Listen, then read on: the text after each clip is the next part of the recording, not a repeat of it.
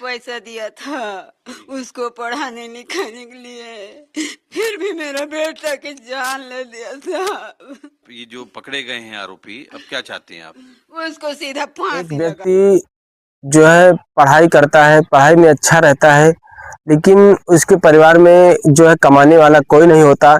इस वजह से उसको कमाने के लिए यानी अपने परिवार की आर्थिक स्थिति को सुधारने के लिए बाहर जाना पड़ता है और बाहर जाकर वह अपने परिवार का भरण पोषण करता है और वह अपने जीवन में खुश रहता है। लेकिन थोड़ी बहुत उसको दुख इस बात का होता है कि वह अपने जीवन में पढ़ लिख कर वह नहीं बन पाया जो वह सोचता था। लेकिन इस बात पर वह सबूरी करता है और सोचता है कि चलो हम नहीं बन पाए, कोई बात नहीं, हमारी शादी होगी, हमारे लड़के बच्चे होंगे या बीवी पढ़ी लिखी होगी तो हम उसको पढ़ा लिखा कर वह सब कराएंगे जो हम अपने जीवन में नहीं कर पाए। ठीक वैसा ही होता है दोस्तों, समय का पहिया घूमता है और आगे चलकर उसकी शादी होती है। शादी होने के बाद जो है बीवी मिलती है, जो बीवी होती है अच्छी खासी पढ़ी लिखी होती है। वह अपनी बीवी को जो है चाहता है कि वह बीवी यानी उसकी बीवी कंप्यूटर सीखे और CGPSC की तैयारी करे और उसके बाद वह एक अच्छे लेवल की अधिकारी यानी प्रशासनिक अधिकारी बने। लेकिन दोस्तों समय को कुछ और ही मंजूर होता है, पति बाहर चला जाता है काम के लिए। यहाँ पर बीवी को एक व्यक्ति से प्रेम होता है और उस प्रेम में वह अंधी हो जाती है कि सब कुछ भूलकर वह अपने पति के साथ और अपने परिवार के साथ ऐसे घृणित कार्य को अंजाम देती है। इसकी सूचना जब लोगों तक पहुंचती है पेपर के माध्यम से, न्यूज चैनलों के माध्यम से, तो यह लोग जब सुनते हैं तो यह सोचने पर मजबूर हो जाते हैं कि क्या कोई जो है युवती इतनी घृणित कार्य को भी अंजाम दे सकती है। नमस्कार दोस्तों, कहानी की यात्रा 25 चैनल में आप सभी लोगों का स्वागत है। आज हम आपको जो कहानी सुनाने जा रहे हैं यह कहानी राजधानी रायपुर के थाना क्षेत्र तिलदाड़ी के पास की है। यहाँ पर एक गांव पड़ता है जिसका नाम माठ होता है और इसी माठ गांव के पास एक जो है सागवन वाटिका होती है। यहाँ के रहने वाले एक होते हैं किशोर सारथी और जो है उनकी शादी जो होती है वहीं पर एक गांव पड़ता है भिटिया से होती है। भिटिया की रहने वाली रोशनी से होती है। शादी होती है, रोशनी घर पर आती है और जो है रोशनी जो है अच्छी खासी पढ़ी लिखी होती है। पति का जीवन अच्छा चलता रहता है, पर ये पति यह सोचता है कि हम अपनी पत्नी को अच्छे से पढ़ाई लिखाएंगे और CGPSC की तैयारी करवाएंगे और उसको कोई प्रशासनिक अधिकारी बनवाएंगे, यही सोचता है और उसको जो है पढ़ाता लिखाता है, इसकी तैयारी करवाता है। वह चाहता है कंप्यूटर भी बीवी सीखे और वह जिसके बीच में ही जो पैसों का अभाव होता है इस वजह से वह कमाने के लिए बाहर चला जाता है। और जो बीवी होती है पास ही में खरोरा निवासी एक लीलेश उर्फ भूरा नामक व्यक्ति होता है, जिससे इनकी बीवी को यानी किशोर सारथी की पत्नी रोशनी को उससे प्रेम हो जाता है। इन दोनों में जो है प्रेम होता है, धीरे धीरे नंबरों का आदान प्रदान होता है और बातचीत होती है, बातचीत बढ़ जाती है। बातचीत होने के बाद यह दोनों आपस में मिलने लगते हैं और जो है शारीरिक संबंध भी बनाते हैं, यानी दोनों रिलेशनशिप में रहने लगते थे। अब यह एक दूसरे के बगैर नहीं रह पाते। जब भी मौका मिलती यह जो बाहर कोचिंग या पढ़ने के बहाने जो है रोशनी सारथी जाती और उससे लीलेश उर्फ भूरा से जो है मिलती, उसके साथ घूमती। उसके बाद जो है समय बीतता है तो इसके पति जो है बाहर से घर पर आ जाते हैं और आने के बाद तब पर भी इसकी वही हरकत जारी रहती है। इससे जो है पति को कहीं ना कहीं शक हो जाता है और धीरे धीरे पति सब कुछ जान जाता है। और जब पति सब कुछ जान जाता है तो अब जो है एक तरफ से रोशनी सारथी को कहीं ना कहीं जो है अपने पति यानी उसका पति जो है बीच में एक तरफ से रोड़ा बनने लगता है, यानी वह लीलेश उर्फ भूरा से मिल नहीं पाती और जो है उसको लगता है कहीं ना कहीं अब पति को रास्ते से हटाना पड़ेगा तभी हम लीलेश उर्फ भूरा यानी अपने प्रेमी से मिल पाएंगे। उसके बाद वह मौका निकाल कर किसी तरीके लीलेश उर्फ भूरा से मिलती है और अपने पति को जो है मारने की बात लीलेश उर्फ भूरा से कहती है और उसका प्रेमी भी जो है इन सब कार्यों के लिए तैयार हो जाता है, लेकिन उसके प्रेमी के पास भी इतना पैसा नहीं होता कि कुछ जिस तरीके से उसने बताया था उस तरीके से वह उसको मार सके।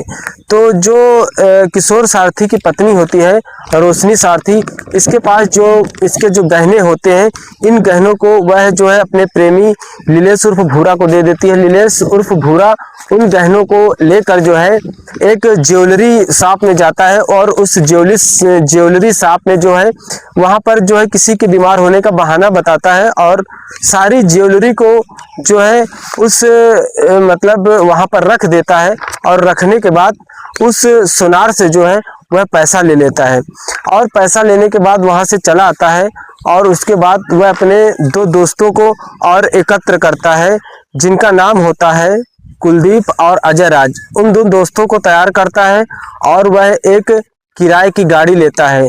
गाड़ी का नाम दोस्तों थार होता है और जो है उस थार का नंबर होता है CG04PD6662 होता है। उसके बाद उस थार को ये लोग लाते हैं। लाने के बाद जो है एक प्लान बनाया जाता है। प्लान के मुताबिक बीबी जो यानी रोशनी सारथी जो होती है सब कुछ अपने प्रेमी को लीलेश उर्फ भूरा को समझा देती है और उसके बाद जो है रोशनी सारथी अपने पति जो है किशोर सारथी को जो है अपने गांव भिठिया यानी मैके जो है अपनी साली को लाने के लिए शाम के वक्त भेजती है और किशोर सारथी भी जो अपनी बीवी की बातों में आता है और वह जो है साली को लेने के लिए भिठिया गांव के लिए निकलता है। प्लान के मुताबिक जो है वहां पर पहले से ही जो इसका प्रेमी होता है लीलेश उर्फ भूरा और इसके दोनों साथी अजय राज और कुलदीप घात लगाकर पहले से ही वहां पर इंतजार किया करते हैं। जब यह उस रास्ते से बाइक लेकर निकलता है तो यह लोग उस थार को जो है तेजी से लाकर जो है पीछे से उसको टक्कर मारते हैं। टक्कर मारने के बाद वह गंभीर चोटिल हो जाता है किशोर सारथी और वहां पर गिर जाता है। उसके बाद यह लोग उस किशोर सारथी के साथ जो है अभद्रता करते हैं। चोट लगने के बाद भी ये लोग उस पर दया नहीं करते और उसको इधर से उधर ठहराते हैं, इंतजार करते हैं कि कितनी जल्दी यह व्यक्ति सांसें तोड़ दे। उसके बाद किशोर सारथी थोड़ा वक्त लगता है और वहीं पर वह अपनी सांसों को तोड़ देता है, मर जाता है। वह एकांत की जगह रहती है, सड़क का किनारा रहता है। उसके बाद जब इन लोगों को लगता है किशोर सारथी मर चुका है, ये लोग लाश को छत बिछत हालत में वहीं पर छोड़कर जो है अपनी थार से यानी थार जो किराए की होती है वहां से ये लोग उसको लेकर निकल जाते हैं। अब दोस्तों वहां पर जो है रात हो जाती है। उसके बाद जब सुबह होता है तो वहां के जो आसपास के लोग होते हैं वहां से निकलते हैं तो निकलने वालों की नजर उस लाश पर पड़ती है और इसकी सूचना वहां पर कोई थाने में जो है इसकी सूचना पुलिस को दे देता है। पुलिस अपनी फॉरेंसिक टीम के साथ आती है। आने के बाद जो है जांच पड़ताल होती है। जांच पड़ताल में उसकी पहचान किशोर सारथी के रूप में होती है। उसके परिवार को इत्तला दिया जाता है। परिवार में उसकी माँ होती है, बहन होती है, वो सब लोग पहुंचते हैं और पहुंचने के बाद जो है काफी दुखी होते हैं और वह लोग चाहते हैं, पुलिस से मांग करते हैं कि इसकी जांच हो, क्योंकि उन लोगों की किसी से दुश्मनी नहीं होती। इस वजह से वह ये लोग सोच नहीं पाते कि किसने जो है किशोर सारथी को मारा होगा।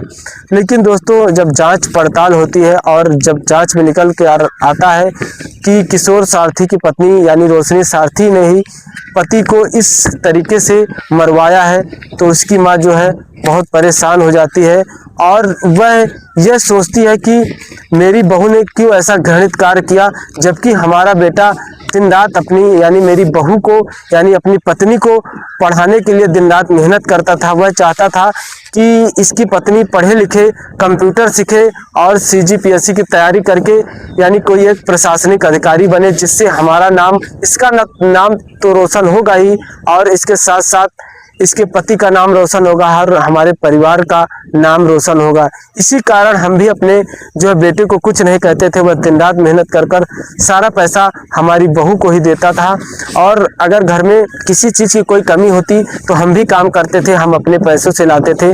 लेकिन हम अपने बच्चे को कभी नहीं रोकते थे कि वह हमारी बहू को मतलब किसी प्रकार से कोई दिक्कत हो पढ़ने के लिखने के लिए, और उनके 2 बच्चे भी होते हैं। लेकिन हमारी बहू ने इतना घृणित कार्य किया। अब हमारे पास जो है छाती पीटने और रोने के सिवा कुछ नहीं है। आज हम इतने दुखी हैं कि इस दुख को हम अपने जुबान से बयान नहीं कर सकते।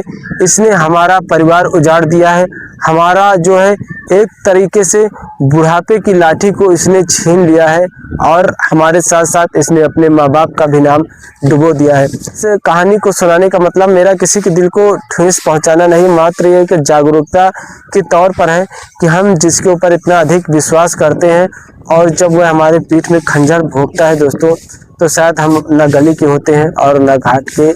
तो दोस्तों जहाँ भी रहें सोच समझ कर रहें। धन्यवाद दोस्तों, आज की कहानी में बस इतना ही।